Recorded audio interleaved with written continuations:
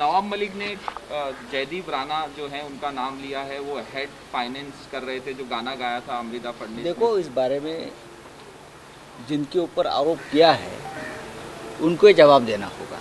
हाँ, देवेंद्र फडणवीस अभी press conference कर रहे हैं सर। फिर उनका ही जवाब आने दो। बात ऐसी है, जिस तरह से महाराष्ट्र की राजनीति चल रही है, एक दूसरे के ऊपर इस प्रकार से आरोप करना, एक दूसरे जो अपने राजनीतिक विरोधक है उनको झूठे मुकदमे में फंसाना, केंद्रीय जांच एजेंसी का मिसयूज करना, महाराष्ट्र में ये कभी इससे पहले नहीं हुआ था। ये 2 साल में चल रहा है। ये महाराष्ट्र की राजनीति की परंपरा नहीं है। अब पवार साहब को भी उसमें घिसट लिया, पवार साहब के ऊपर भी आरोप करने लगे लोग।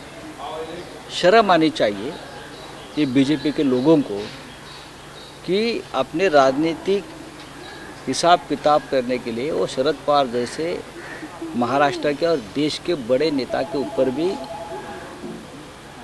इस प्रकार से झूठे इल्ज़ाम और खिचड़ उठा रहे हैं। क्या दाऊद का नाम लेते हैं, उसका नाम लेते हैं।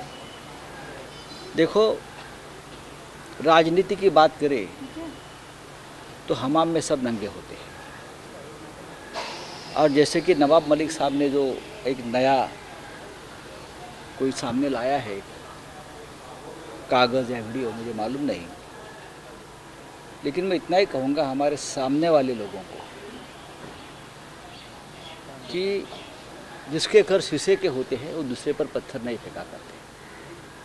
अगर आप हमारी तरफ पत्थर फेंकोगे तो हमारे हाथ में भी पत्थर है, लेकिन हम हमारी राजनीति और हमारा संस्कार इतना नीचे गिरने नहीं देंगे जितना आप कर रहे हो।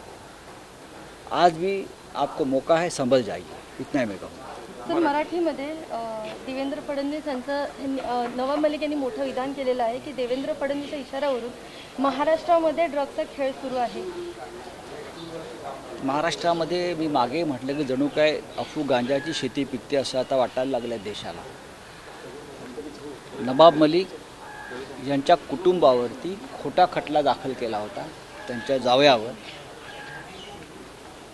आणि त्याची वेदना मी समजू शकतो। त्यांची मुलगी, त्यांची नातवंड, त्यांचं कुटुंबानं 8 महिन्यात काय भोगलं आहे, त्याच्यामुळे नवाब मलिक आणि आम्ही सगळेच त्यांच्या पाठीशी आहोत। हे जे खोटी प्रकरणं किंवा तपास यंत्रणा केंद्र यांचा गैरवापर करून राजकीय नेते, महाविकास आघाडीचे, त्यांची कुटुंब, त्यांची मुलं यांच्यावर ज्या प्रकारे हा त्रास दिला जातो, ही महाराष्ट्राची परंपरा कधीच नव्हती। राजकीय विरोधकांना अशा प्रकारे खतम करण्याचं काम कधी राज्यात झालं नव्हतं। या महाराष्ट्राला एक मोठी परंपरा आहे या संदर्भात, पण ते होत आहे। काल मी पाहिलं की माननीय शरद पवार यांच्यावर सुद्धा भाजपकडून घाणेरड्या पद्धतीनं चिकलफेक झाली। भारतीय जनता पक्षानं त्या संदर्भात खुलासा करणं गरजेचं आहे। हे तुमचं अधिकृत मत आहे का? देवेंद्र फडणवीस जर पत्रकार परिषद घेणार असतील तर त्यांनी ह्याच्यावर बोलायला हवं। तुम्ही काय बोलताय? महाराष्ट्राच्या प्रमुख नेत्यांविषयी, ज्यांना समाजामध्ये, देशामध्ये, राजकारणामध्ये ज्यांनी 50 वर्षापेक्षा जास्त काळ काढलेला आहे संसदीय राजकारणामध्ये, तुम्ही त्यांच्याविषयी असे घाणेरडे आरोप बाहेरचे लोक येऊन करतात आणि महाराष्ट्र सहन करणार नाही, एवढं तुम्हाला मी सांगतो। आज नवाब मलिक यांनी काहीतरी वेगळी माहिती समोर आणली, ती धक्कादायक आहे, पण त्याच्यावरती ज्यांच्यावरती आरोप झाला ते खुलासा करते, ते जास्त खुलासा करते। पण राजकारणामध्ये एकच सांगितलं जातं, हमाम में सब नंगे होते। आणि ज्यांची घरं स्वतःची जे काचेच्या घरात राहतात त्याने दुसऱ्याच्या घरावर दगड मारू नये। आमच्याही हातात दगड असू शकतात आणि तुमच्याही काचा फुटू शकतात। आम्ही अजूनही संयम बाळगलेला आहे, आम्हाला संयम बाळगायचा आहे। कमरेखालचे वार शिवसेनेनं किंवा आम्ही कधी केले नाही।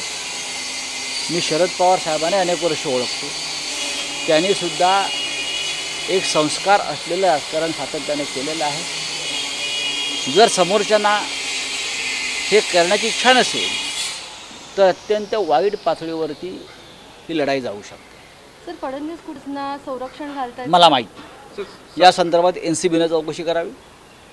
जर कोणाकडे पुरावे असतील तर पुरावे द्यावेत. पण परत सांगतो, महाराष्ट्रामध्ये अशा प्रकारची चिखलफेक होऊ नये.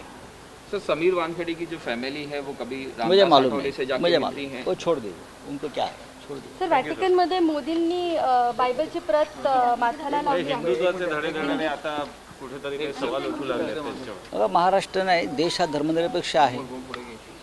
हे जर व्हॅटिकन सिटीमध्ये जाऊन आमच्या प्रधानमंत्र्यांना समजलं असेल तर त्यांचं स्वागत केलं पाहिजे. हा देश सर्व धर्मग्रंथांचा आदर करतो. जरूर आम्ही हिंदुत्ववादी आहोत, पण सगळे धर्मग्रंथ हे आमच्यासाठी पवित्र असतात. हा धर्मनिरपेक्ष देशाची ही परंपरा आहे.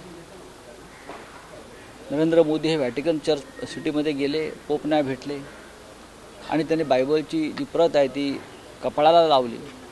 मला वाटतं या देशाची परंपरा आहे, हे त्यांच्या सगळ्या अनुयायांनी लक्षात घेतलं पाहिजे. तो हिंदी में जानना चाहेंगे वेटिकन सिटी. देखिए, प्रधानमंत्री व्हॅटिकन सिटी गए, प्रधानमंत्री पोप फ्रांसिस को मिले, उसमें गलत क्या है? पोप साहब को सब लोग जाकर मिलते हैं, लेकिन अगर दूसरा कोई जाकर मिलता तो बवाल होता.